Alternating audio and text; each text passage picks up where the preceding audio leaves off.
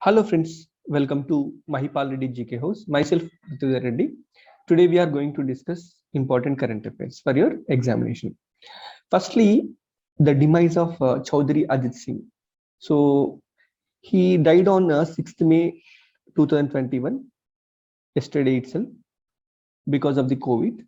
But he has a lot of history to share with us. Okay, he born on 1939 February 12th in the Meerut city of the Uttar Pradesh. And his father was Chaudhary Charan Singh. Chaudhary Charan Singh. He worked as Prime Minister of India. So his son is also a politician. He was a member of fifth Lok Sabha, and his son's name is Jayant Chaudhary. Jayant Chaudhary. So for the first time in the year 1987, he became a Rajya Sabha member. So his political career started with the membership in the Rajya Sabha, and very much importantly, he worked in the UPA cabinet between 2011 to 2014 as a civil aviation minister. And moreover, he started his own political party, RLD, and before that, he worked as a president of Lokdal, Lokdal and Janata Party. Lokdal and Janata Party. So in that way, he is one of the very much famous politicians of India. Okay, so then coming to second important current affair. So that is about World Athletics Day. World Athletics Day. Usually every year on May 7th, the World Athletics Day is celebrated, and it was started with the International Association of Athletics Federation. Formerly it was called as International Amateur Athletics Federation. So it has declared this May 7th as a World Athletics Day, and it recognized this day because there must be athletics for a better world. So they have a belief that there could be a social responsibility if we declare May 7th as the Athletics Day. And the IAAF, that is nothing but International Association of Athletics Federation, aims to increase the participation of the youngsters in the athletics and spreading the awareness about the importance of the fitness. So this day primarily focuses upon increasing the fitness in the youth population. Coming to the history of World Athletics Day, in the year 1996, this day was started. So the IAAF president, Primo Nibiolo, actually declared this particular day as the World Athletics Day. And as far as the theme of this World Athletics Day is concerned, there is no particular theme this year, but this day encourages all of us to take up sports activities and exercises such as running, walking, jumping, etc. to stay fit and healthy. So this day primarily focuses upon building the fitness among the youth population in the country. And next important current affair, GNAF, Global Report on Food Crisis. What is GNAF? GNAF is nothing but Global Network Against Food Crisis. It recently released a report called 2021 Global Report on Food Crisis. Actually, this corona pandemic and war and various reasons are creating a lot of food scarcity across the world. So this GNAFC is an international alliance formed by European Union, United Nations, and other governmental and non-governmental agencies. So basically, it says this particular report, that is 2021 Global Report on Food Crisis, says there is a greater food insecurity across the world.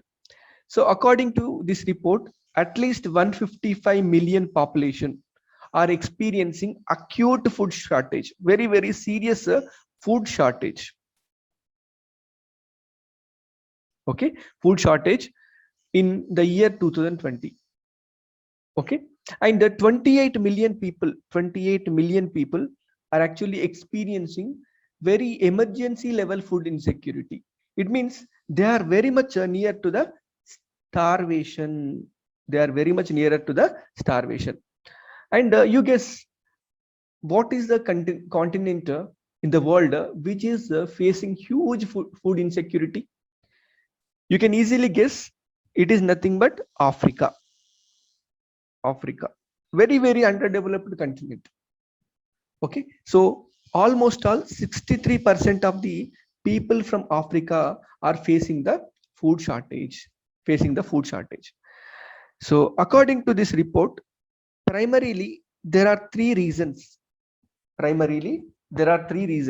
For the food conflicts or food crisis in the world.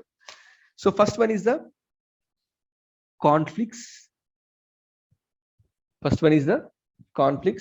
Second one is the economic shocks.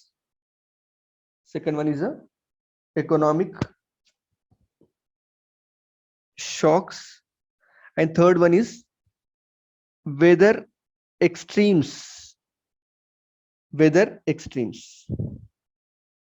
So these are the primary reasons why there is a huge food scarcity was experienced recently. So because of the conflicts, 100 million people. Because of the economic shocks, 40 million people. Because of the weather shocks, it is 50 million people. So out of these three, which is the most potent problematic thing for the food scarcity is nothing but the conflicts. Okay, conflicts are creating a lot of food crisis across the world.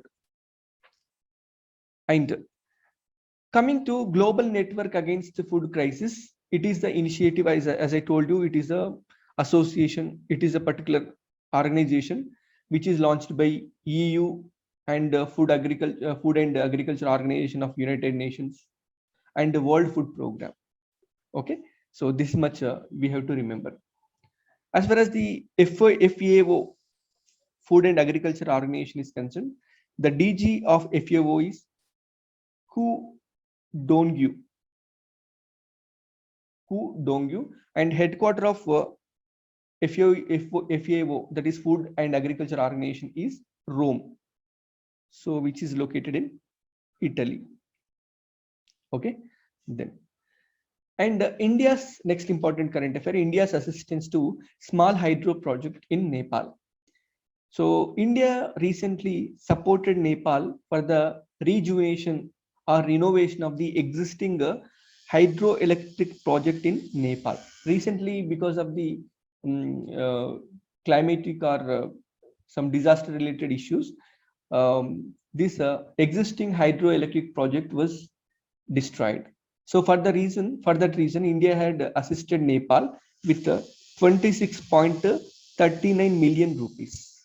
Okay, so this particular hydroelectric project is located in Jumla district, and in the Chandannath municipality.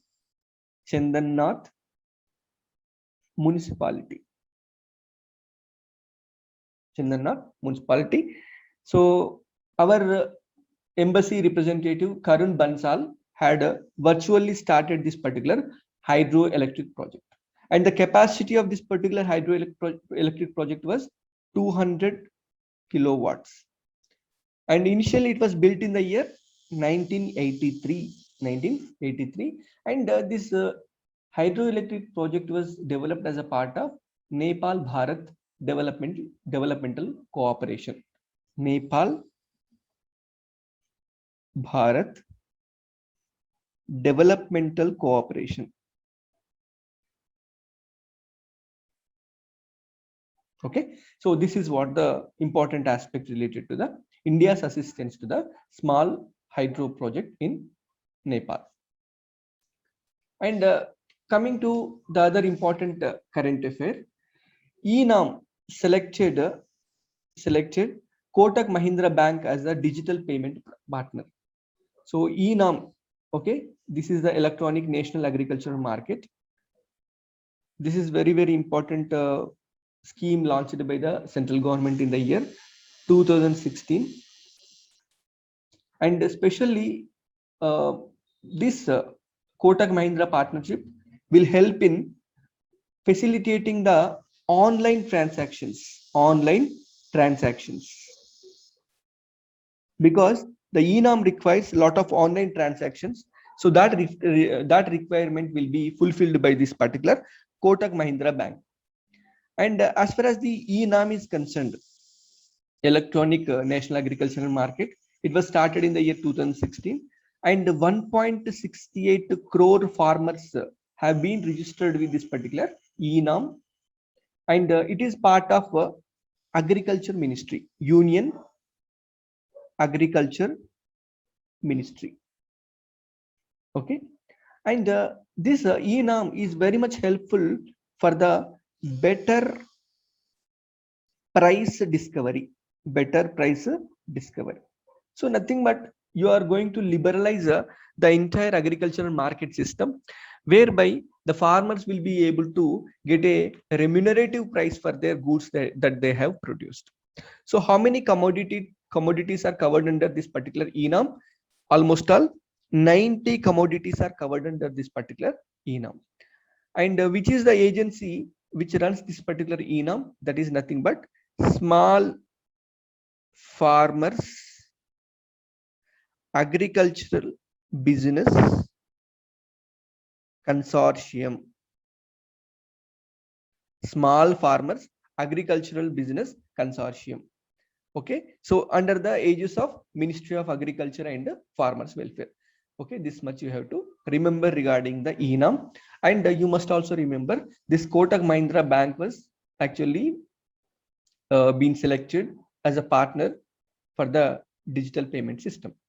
Okay, then next important current affair is Jean Hersholt International Award.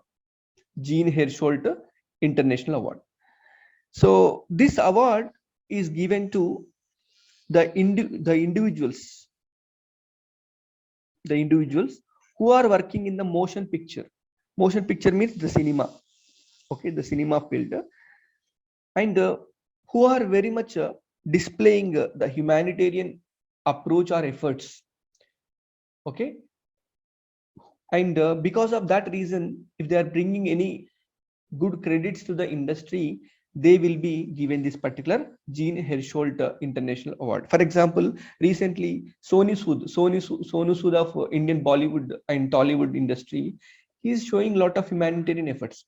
If anyone shows that kind of efforts on the international stage, they will be given with the Jean Hersholt International Award. So who was awarded recently? Jean Pierre Carl Buron. Jean Pierre Carl Buron, who was awarded with this particular award, and he was awarded as a part of Oscar Awards of 2021. Oscars Award of 2021. Okay, so this is the award which is given for the humanitarian approach of any individual who is working for the benefit of the people at the larger level. Okay, so because of their efforts, the industry will be getting a lot of good name and reputation. For that reason, this award is usually given. And the next one, first vaccine for the VNN disease. VNN disease. VNN means viral nerve necrosis. Viral nerve necrosis. So this is the first vaccine. Actually, this is the disease which occurs in the fishes. Okay, so the vaccine is actually designed for this particular purpose. Who had designed this vaccine? The institution which has designed this vaccine is CIBA. Okay, Central Institute of Brackish Water Aquaculture. Central Institute of Brackish Water Aquaculture. This is the agency which has designed this particular vaccine. So this agency is Chennai based. It is located in Chennai, and the vaccine is recombinant vaccine. Recombinant vaccine. Recombinant vaccine means it is a DNA based vaccine. Okay, and the ICAR's deputy director released this vaccine virtually. Okay, so this much we have to discover. So they may ask you the viral nerve necrosis disease occurs in the which of the following organisms. So they may ask you that way. And secondly, what is the organization which has designed this particular vaccine? So in this way, in the both ways, you may get the question. Next important current affair: new snake species was discovered. So the snake name is Xylophis deepenki. So this snake was actually discovered in Western Ghats, and it is very tiny snake, and it was named after the herpetologist, namely Deepak Veerappan. Herpetologist means it is the study of reptiles and amphibians. Okay, snakes also come under the reptiles. Okay, so this much you have to remember. Actually, these snakes are categorized under wood snakes category. Wood snakes. Actually, these wood snakes are non-harmful, and these are found in the farms. Okay, so this much you have to remember. And next one, Yogon 34 remote sensing satellite was launched successfully by China. China had launched this particular remote sensing satellite. Remote sensing satellite means these are nothing but eyes in the sky. So they will be observing the Earth very much closely, and these are very important and useful satellite system for the natural resource management, disaster management. Okay, lot of purposes will be fulfilled by this particular remote sensing satellites. So the rocket name is Long March 4C rocket, and launch base is Jiquan launch base, which is there in the Gobi Desert of the western China, northwestern China. So they may ask you about the Gobi Desert. They may ask you about the long rocket name. They may also ask you about the satellite name. Okay, and this is meant for urban planning and disaster management and risk reduction. Okay, and next one, NASA's Parker solar probe detected radio signal from the Venus. Actually, Venus is closely watched by this particular Parker's solar probe, and it has came across the radiation from the Venus, especially from the Venus, and this is perceived as a similar, ionosphere of the Earth. Basically, in the Earth, the ionosphere contains the charged gases. So similarly, on the Venus also, this NASA's Parker's probe identified some radio signal.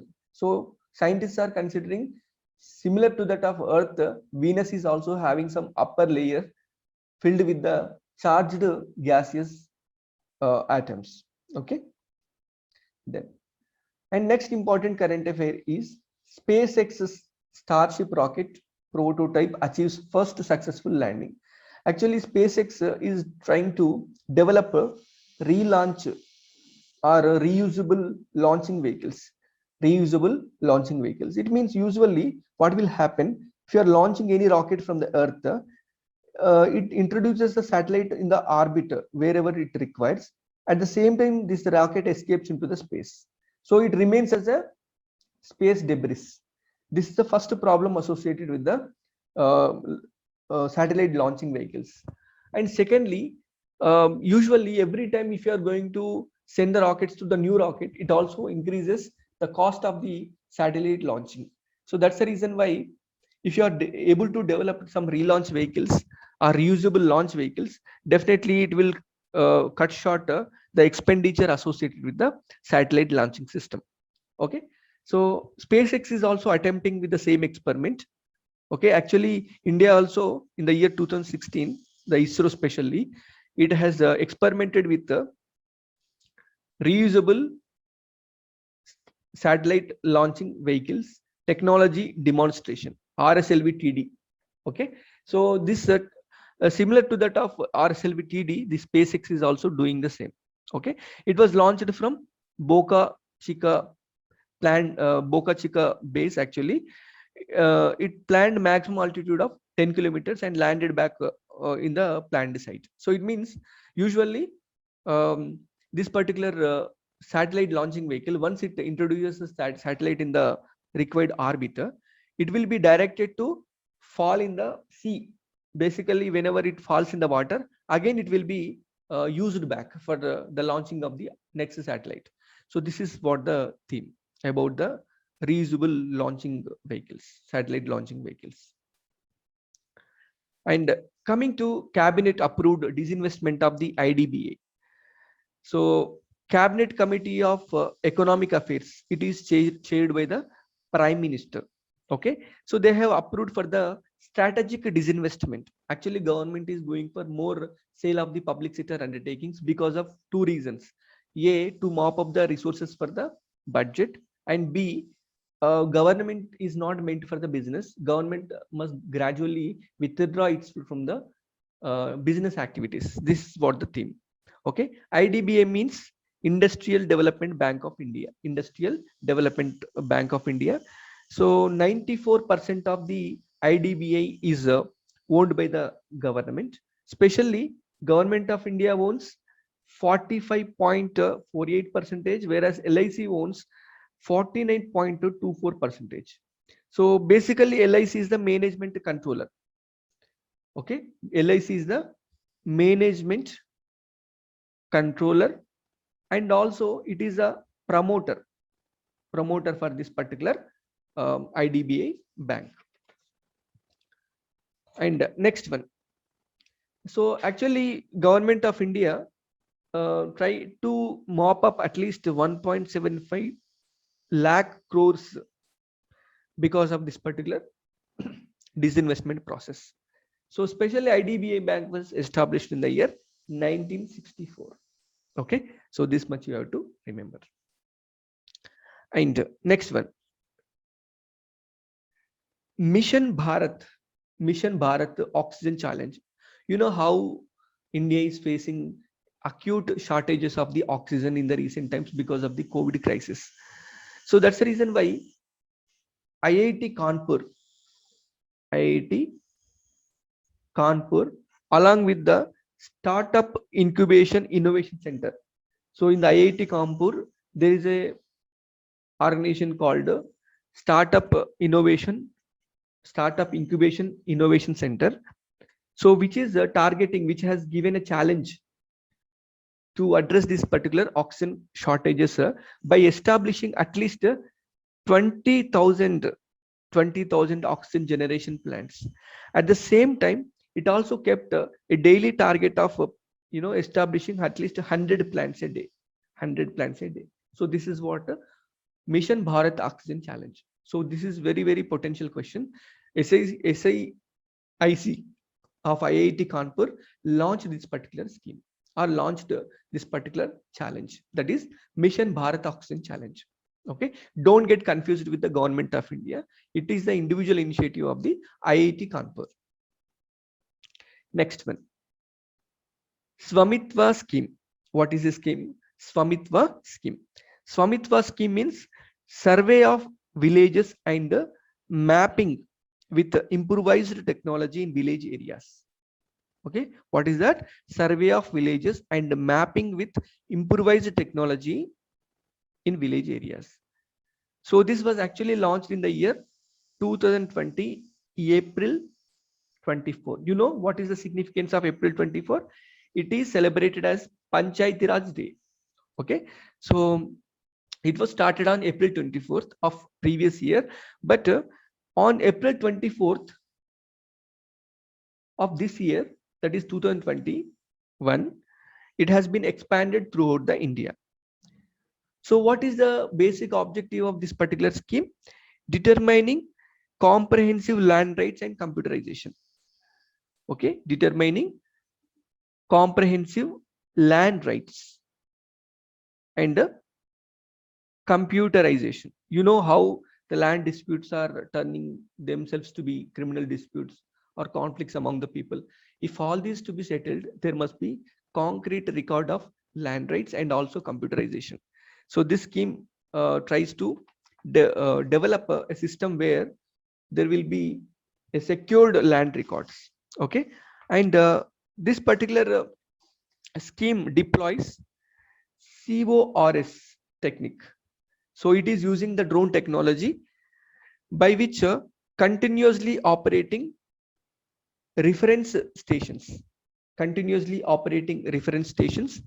So it means it is a drone based survey, so by which the land records will be actually maintained, and it means the land survey takes place and the land information will be collected and it will be kept in the form of the records. And the ministry, which is the ministry which is acting as a nodal agency, that is nothing but Ministry of Panchayati Raj and Rural Development. Ministry of Panchayati Raj and Rural Development is the nodal ministry. And the Survey of India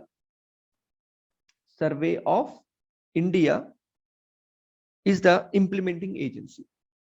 So Survey of India is the implementing agency for the Swamitva scheme. Okay, so this is the central government scheme regarding the land survey. And lastly, model insurance villages. So model insurance villages, it is a scheme which is being implemented by the Insurance Regulatory and Development Authority of India. Insurance Regulatory and Development Authority of India. So if you try to see the economic survey of 2020-21, it says the dismal picture of the insurance coverage in India. Actually, in the India, the insurance coverage is very, very lesser than the global average. For example, in the global scale, out of every 100 persons, at least 7.23% of the people are actually covered with the insurance. Whereas in India, in the year 2019, it was just about 3.76. In the year 2001, it just about 2.7%. So this is what very, very dismal figure. So that's the reason why the IRDA trying to see that the people must be covered with the proper insurance cover. It is trying to push this particular insurance coverage through the corporate social responsibility and also government sponsored schemes. And it is also roping NABARD, National Agriculture and Rural Development Bank, National Agriculture Bank for Rural Development, NABARD. So it is also putting its efforts in the way of developing the insurance coverage in India. And if you try to see IRDA, so it is a statutory body. And secondly, it is headquartered in Hyderabad. Basically, all the financial institutions will be having Mumbai has a headquarter, but there is an exemption for IRDA. And as far as this NABARD is concerned, it was established in the year 1982, July 12th, on the recommendation of the Shivaramakrishnan Committee. Okay, so thank you, friends. Thank you for watching this video. Please subscribe and like the channel. Thank you.